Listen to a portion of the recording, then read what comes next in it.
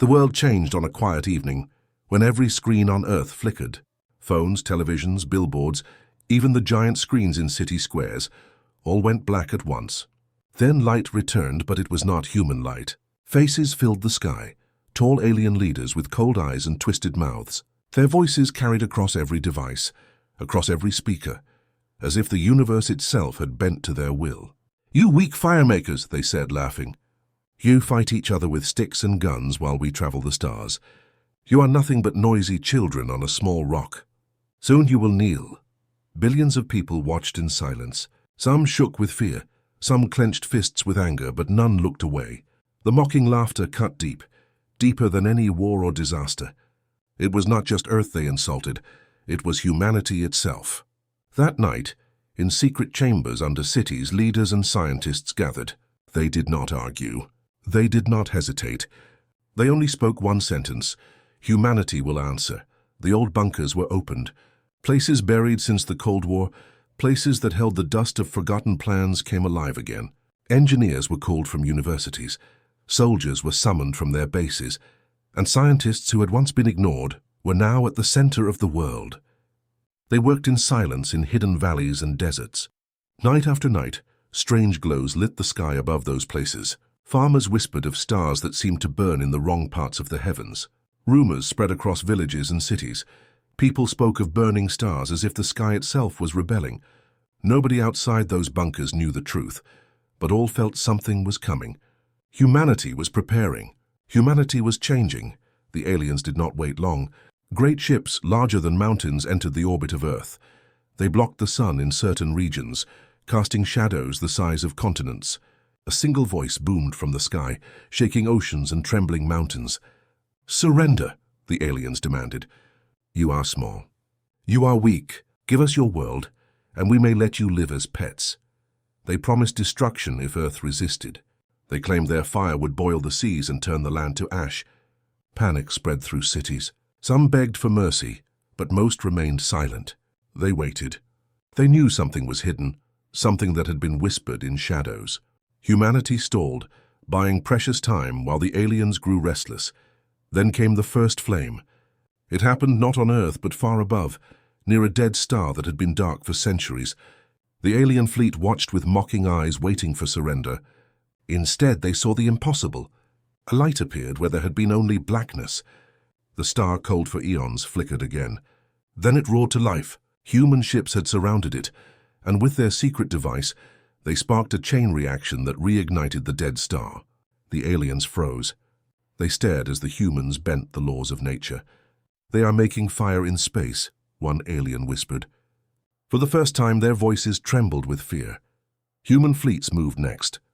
They had no giant empires behind them, no 1,000 worlds at their command. They had only one planet and one people. But they carried with them fire unlike anything seen before. They set traps across the void, using burning stars as weapons. Alien ships that entered those regions were caught in storms of fire and gravity. Entire squadrons vanished in waves of light.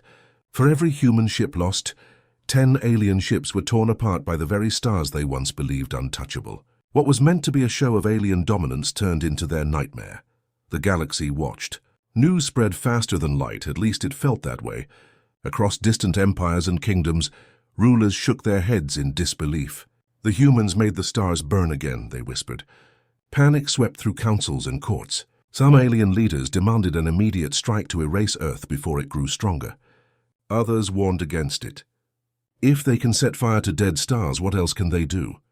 What happens if they turn that fire against us? Fear spread like wildfire, and for the first time, mighty empires looked at Earth not as prey but as a threat. Then came the final message. Earth did not hide in silence. Earth did not bow. Every screen in the galaxy lit up once again, but this time it was not alien faces. It was human faces. Soldiers, scientists, children, workers, all united. Their leader spoke only one line: "We are not weak. We are fire." Behind the words, footage showed the stars burning where once there was darkness. Alien fleets that had surrounded Earth now drifted away in shame, retreating into the shadows of the galaxy. They had come to humiliate, to mock, to break. Instead, they left humiliated themselves, shaken by the strength of the very species they called weak. On Earth, there was no celebration, no wild cheering. There was only unity, a silent bond shared by billions who had seen what humanity could do when it stood as one. From that day, no one looked at the sky with fear. They looked with fire in their hearts. Humanity had been mocked, but humanity had answered. And in that answer, they had earned something far greater than survival. They had earned respect among the stars. The first sign came from the ocean. Satellites picked up a strange object falling from deep space, burning through Earth's atmosphere like a meteor. But this was no rock. It screamed as it entered, shaking the sky like thunder. It crashed into the Pacific, sending waves taller than buildings across coastlines. For hours nothing came out and people thought it might be gone. Then the water broke apart. A giant creature rose, taller than skyscrapers, with glowing eyes and skin like armor. It roared and the oceans trembled. Across the sky, alien voices laughed. "Here is your end," they said. "The beast will break you." Humanity had faced wars, disasters, and plagues, but never a living nightmare like this. Panic spread everywhere. Cities near the ocean emptied as people fled inland. Armies tried to respond. Jets fired missiles, tanks rolled into position, warships launched torpedoes. But nothing worked. Explosions only made the monster angrier. It crushed ships like toys, snapped aircraft from the sky with its claws, and sent tanks flying with a swing of its tail. On screens around the world, people saw their defenders fall one by one. Alien leaders mocked from orbit, their voices echoing. "Your weapons are sticks. Your armies are ants. Watch how easily you are broken." Fear grew heavier. Humanity had never felt so small. Yet in the middle of the terror, a single human scientist noticed something strange. The creature was powerful, but its eyes told a different story. Behind the rage there was confusion. Behind the violence there was pain. The scientist whispered, "It's not evil. It's being controlled." Nobody believed her at first. The world saw only a monster. But she was right. While the military kept fighting to buy time, the scientist and her team worked on sound frequencies. How they believed the creature could hear commands not meant for human ears. For days the beast raged across coastlines, destroying everything in its path. Yet during one encounter, the team broadcast a low sound, strange and deep. The monster stopped for the first time. Its head tilted, eyes blinking as if the noise reached its hidden mind. The aliens mocked even louder. "You beg with sounds? Pathetic." They laughed, not knowing what was happening. Humanity had found a crack in the weapon. The turning point came in a small coastal town. Families had not escaped in time. The monster approached, roaring, its shadow covering the streets. Soldiers screamed for everyone to run. Then a little girl broke free from her mother's arms. She walked toward the creature, holding nothing but a toy in her hand. The monster's claw lowered. The child touched its rough skin. Cameras caught everything. Billions watched as the great beast, built to destroy, froze in silence. It made a sound, not a roar, but something closer to a sigh. The world gasped. The scientist shouted, "It can be tamed!" From that moment, everything changed. The team worked day and night, sending more sounds, breaking alien codes. They discovered hidden signals from orbit that forced the creature's rage. With effort, humans cut those signals. The beast roared again, but this time not at humans.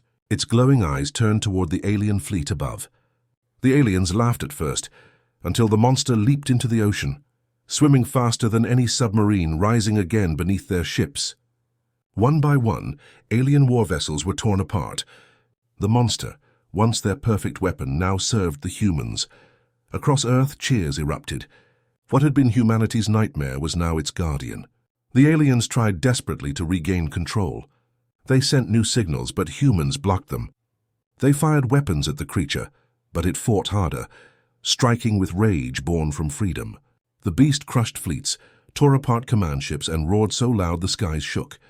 Every time the aliens tried to use fear, their own weapon humiliated them. The galaxy took notice. Word spread quickly.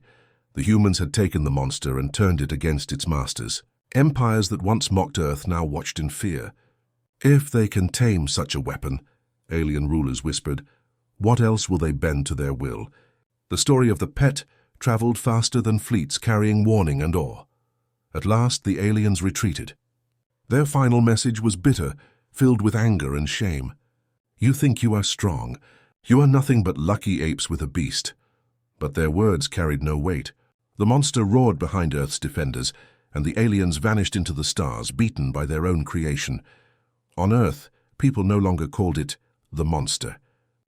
For weeks, Earth had worked in silence, holding its breath as engineers and scientists bent reality in secret bunkers. But silence never lasts. One morning, the sky itself began to scream. The first alien ships arrived, and they were not like anything humanity had ever imagined. They were not smooth or shiny like in old movies. They were jagged, black, and alive with pulsing light, as if each ship carried the heart of a dying star inside it. They blotted out the heavens as they descended. In some parts of the world, the sun was swallowed by their shadows. Day turned into night, and oceans trembled under their weight. The largest ship stretched across the horizon, its size greater than any mountain chain on Earth. Cities stopped. People poured into the streets looking upward. Phones streamed live footage. For the first time in human history, every country looked at the same sky, the same threat.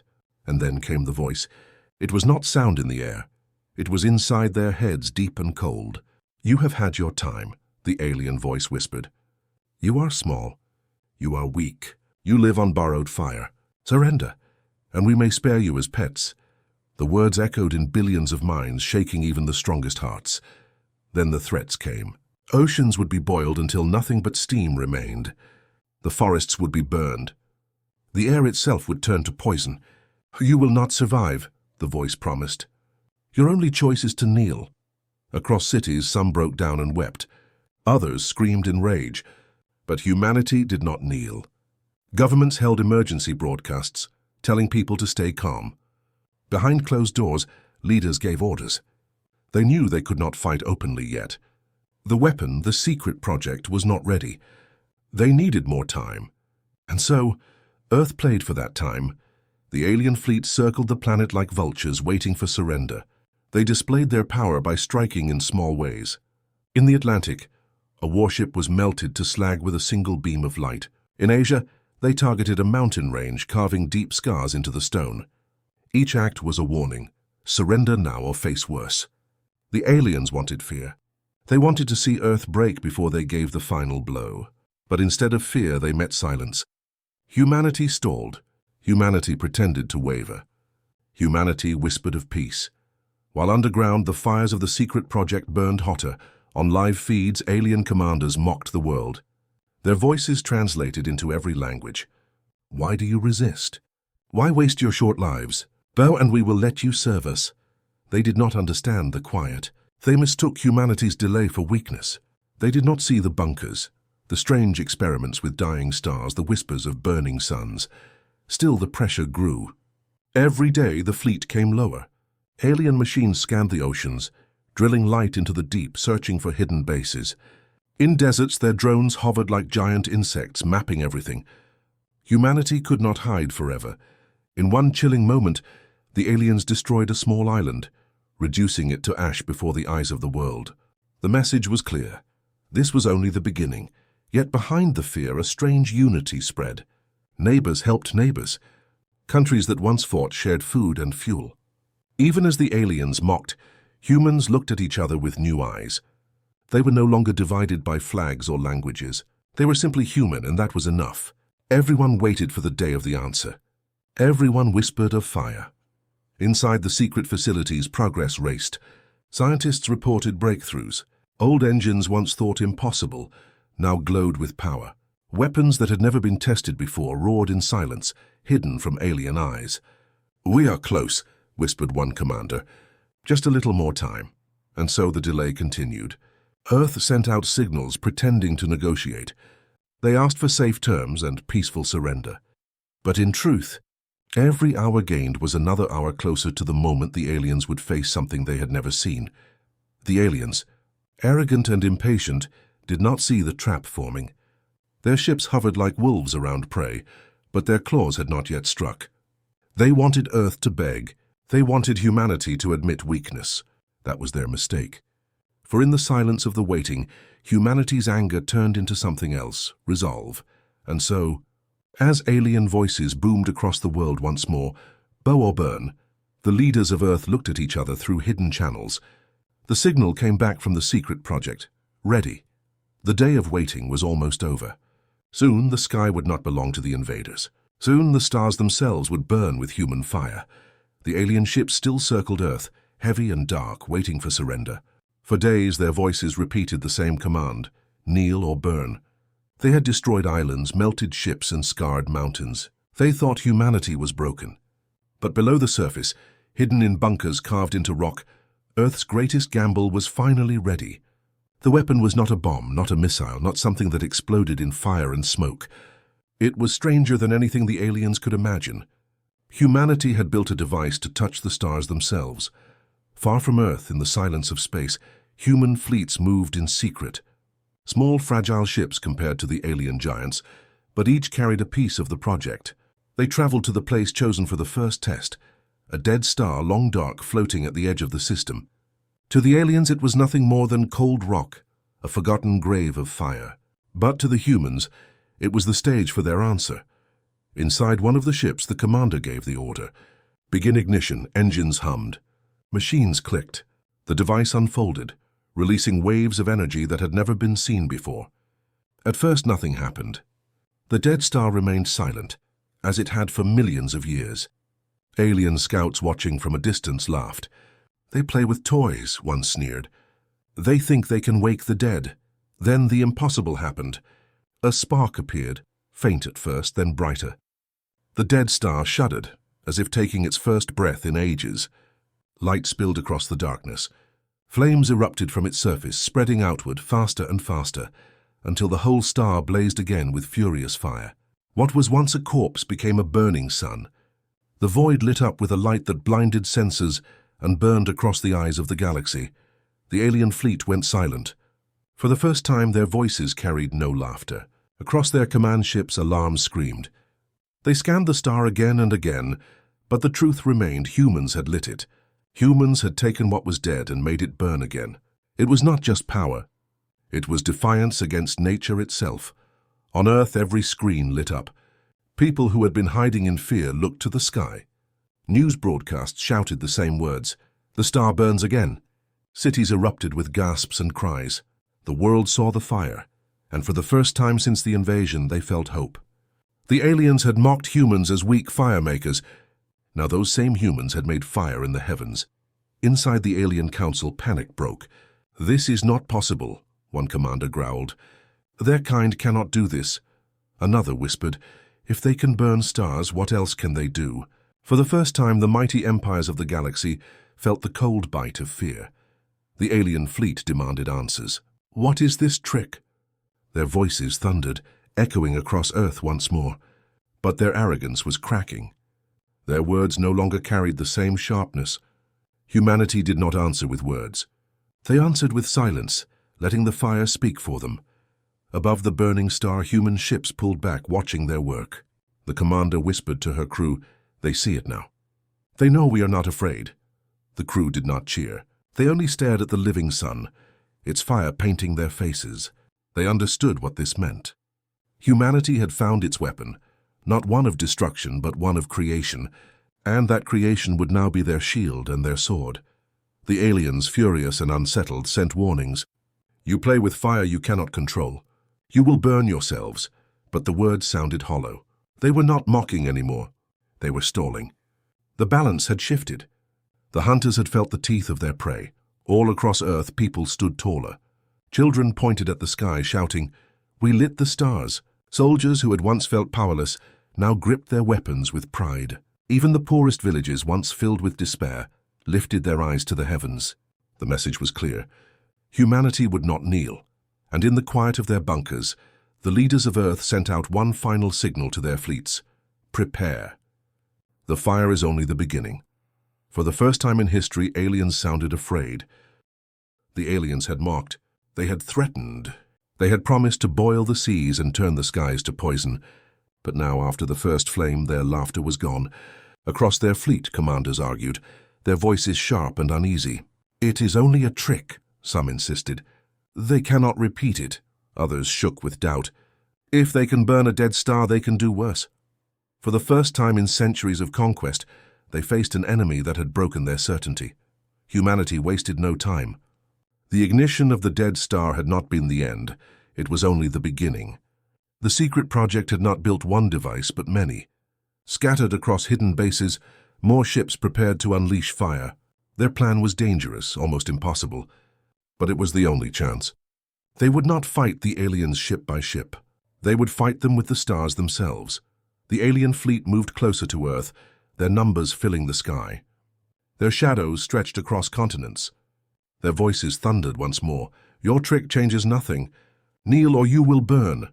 But their words carried no weight. Humanity did not bow.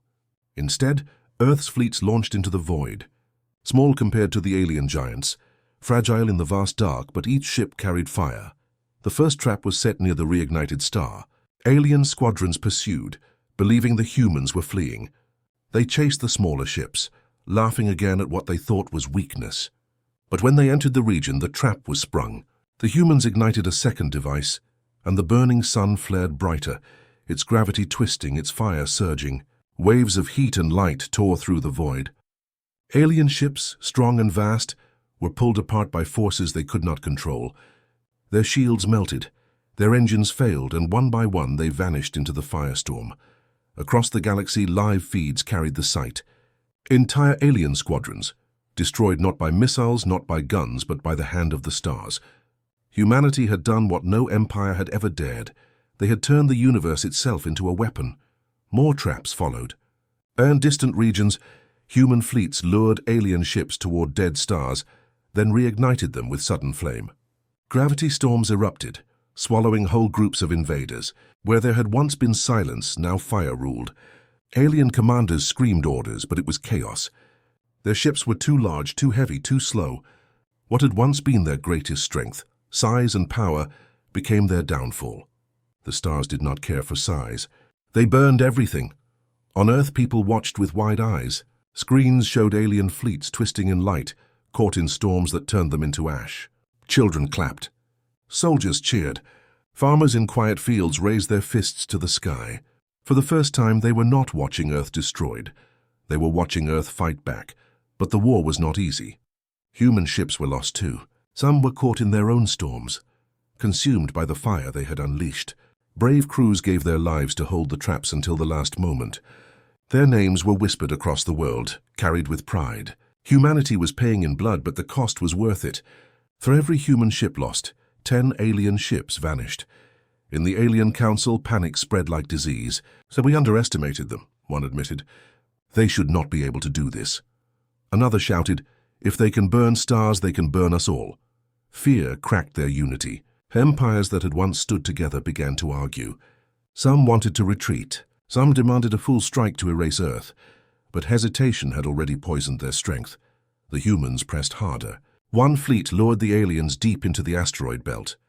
Devices were placed on cold rocks, hidden until it was too late. When ignited, the rocks themselves turned into fire, blazing like smaller stars, filling space with burning fragments.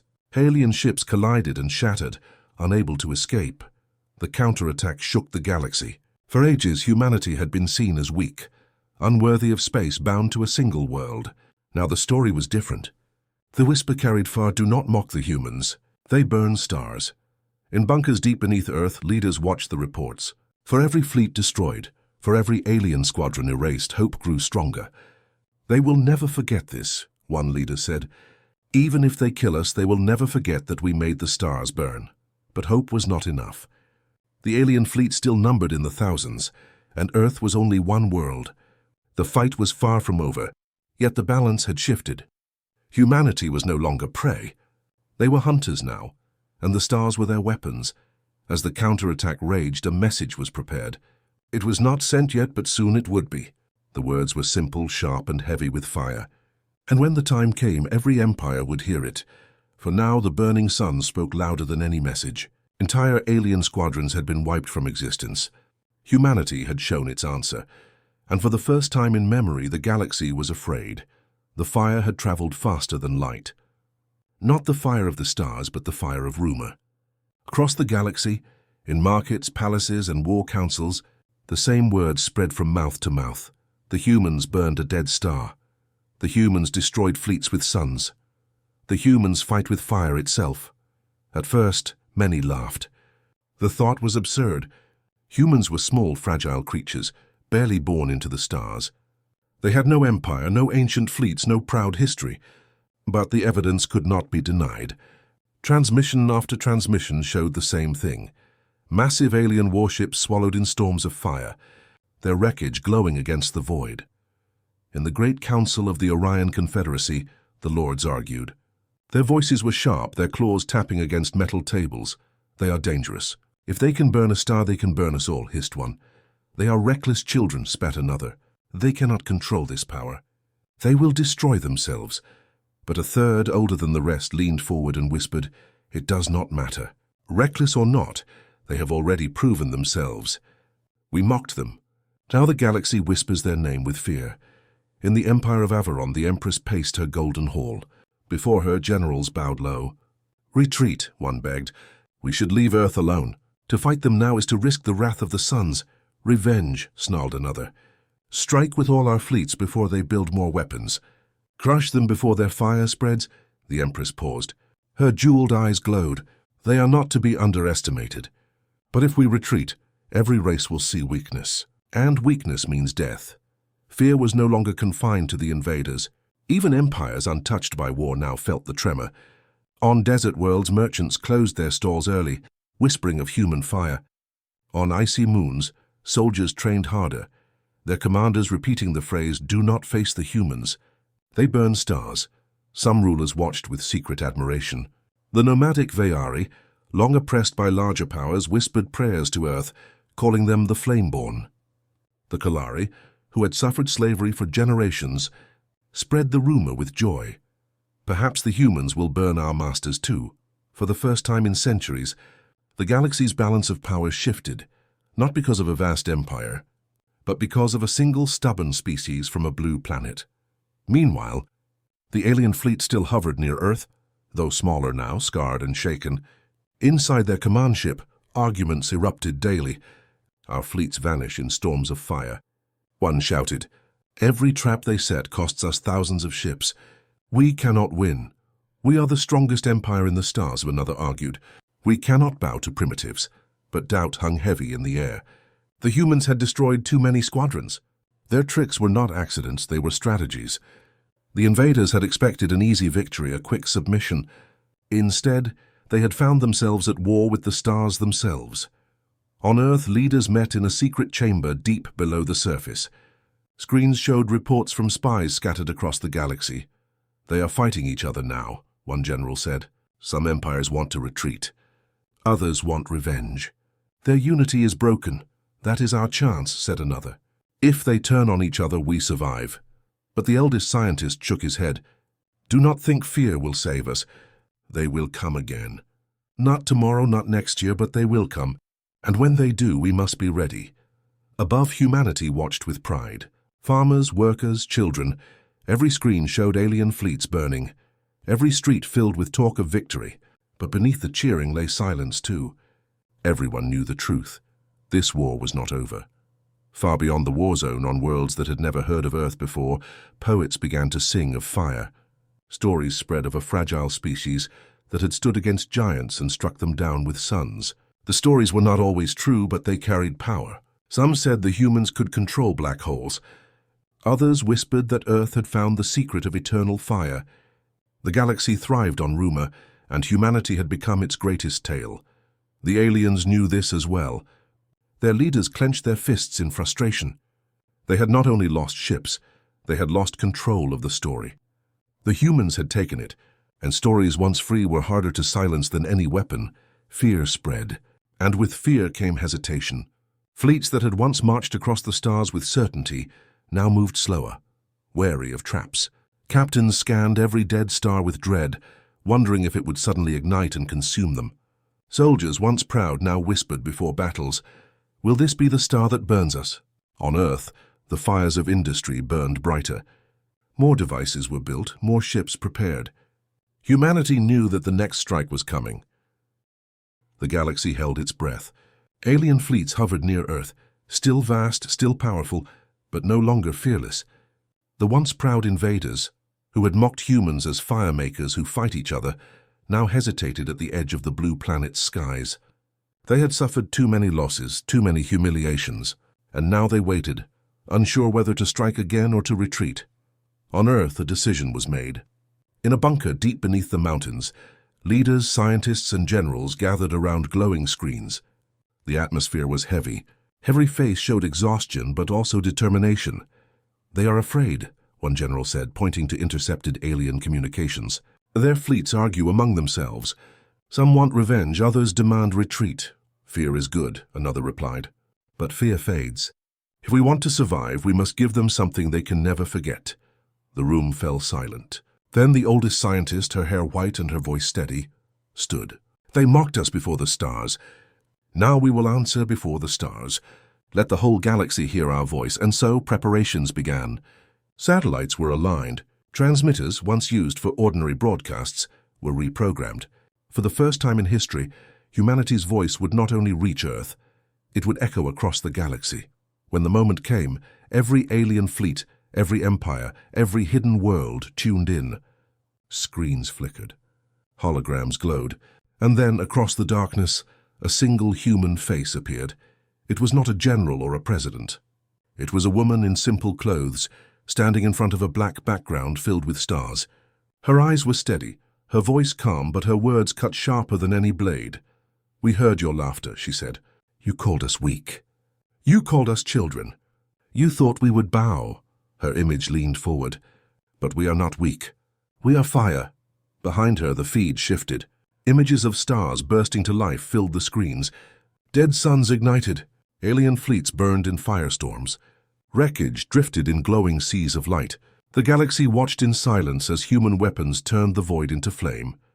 "You came to break us," she continued, "but you taught us instead. You taught us unity.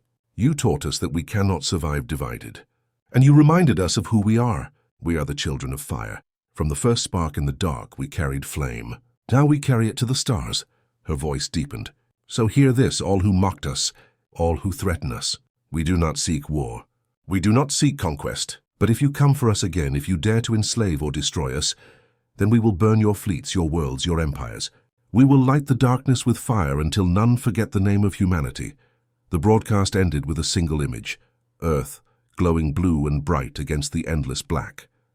And beneath it the words, "We are fire." The silence that followed was heavier than thunder.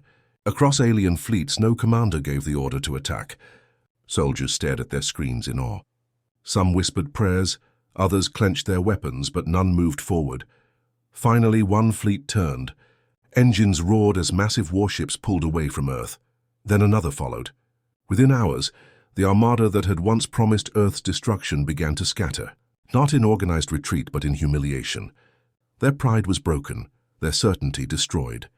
In alien councils, leaders shouted at each other, blaming one another for failure. Some demanded revenge, others screamed for peace, but none dared approach Earth again, not now, not with the memory of burning stars still fresh in their minds. On Earth, people filled the streets, cheering and crying. For the first time in generations, humanity felt united, not as nations, not as tribes, but as one people.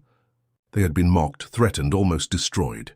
But they had risen together and they had won. Children pointed to the skies, no longer with fear but with pride. Soldiers returned home to heroes' welcomes. Scientists were celebrated as much as warriors. And across every screen the same phrase was repeated, "We are fire." But even in victory, the leaders knew the truth. The war was not over. The galaxy was vast, filled with empires older and stronger than Earth could imagine. Some would fear them, some would respect them, and some would hate them enough to strike again. Yet something had changed. Humanity was no longer small. Humanity was no longer ignored. They had taken their place among the stars, not through conquest or submission, but through fire.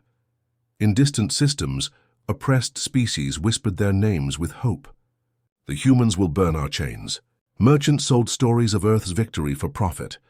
Poets sang of the flame-born. And in the halls of power, alien rulers clenched their fists, knowing that the galaxy had tilted. From this day forward, every decision would carry a shadow. What will the humans do? Above Earth, the stars shone brighter, as if the void itself remembered the fire. Humanity, once mocked as weak, now stood as a symbol of defiance. The galaxy would never forget the day the humans answered. And so, in silence, in pride, in fire, humanity rose. They had been mocked. They had been tested. And they had made the stars burn. The war was over. At least that was what most of Earth believed. Cities were alive with celebration, fireworks bursting against the night sky. Families hugged, soldiers returned home, and children painted the words, "We are fire," on walls and banners. For the first time in human history, the world stood as one. But in the quiet corners of the galaxy, the story was only beginning. In a hidden chamber far beyond Earth, 12 alien rulers gathered around a black table of stone. Their faces were different, scales, feathers, metal masks, but their eyes burned with the same emotion: fear. "They humiliated us," one hissed. "Our fleets destroyed, our pride crushed. They turned dead stars into weapons," another growled. "If they can do that, what will stop them from burning us all?" The eldest of them raised a claw. "Listen, they are still weak. Their fleets are small. Their people are new to the stars. We still have time. But if we wait too long, the fire will spread." The room darkened. A hollow map of the galaxy appeared. At its center, Earth glowed red like a flame in the dark. Around it, whispers spread. Minor empires beginning to align themselves with the humans. Rebellion sparking in worlds once loyal to the great powers. The flame was small, but it was spreading. "We cannot let this stand," the elder continued. "Humanity must be contained." Back on Earth, leaders knew this as well. The great victory had brought peace for a moment, but peace was fragile. Inside the mountain bunkers, scientists and generals worked harder than ever. Blueprints for new weapons filled the walls, designs not only to burn stars but to bend space itself. One scientist whispered to her colleague, "We cannot just defend. They will come again. We must be ready to strike first." But others argued, "If we become like them, if we spread war, then what have we won?" Debates raged, but one truth was clear: humanity could no longer hide. The galaxy had seen their fire. The galaxy would not forget. In the shadows of space, alien spies moved quietly. Some infiltrated human colonies, sending back reports. Others tried to steal human technology, only to vanish in silent accidents. Strange wreckage drifted in space, proof that humanity's reach was growing. Then came the first warning. A human scout ship exploring the edge of the solar system disappeared. No signal, no distress call, only silence. Weeks later, another patrol found the wreckage. It was not destroyed by natural forces. The cuts were precise, clean, made by weapons humans had never seen before. The message was clear: someone was testing them. Fear returned, but it was different now. Humanity was no longer afraid of being mocked. They were afraid of what was coming next. The galaxy was vast, and the enemies they had already faced were not the strongest. Behind them stood empires older than time, patient and merciless.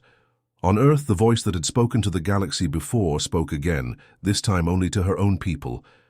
Her face was calm, but her words were heavy. "We lit the fire, and the galaxy felt our strength. But fires attract shadows. Do not think this victory is the end. It is only the beginning." The people listened in silence.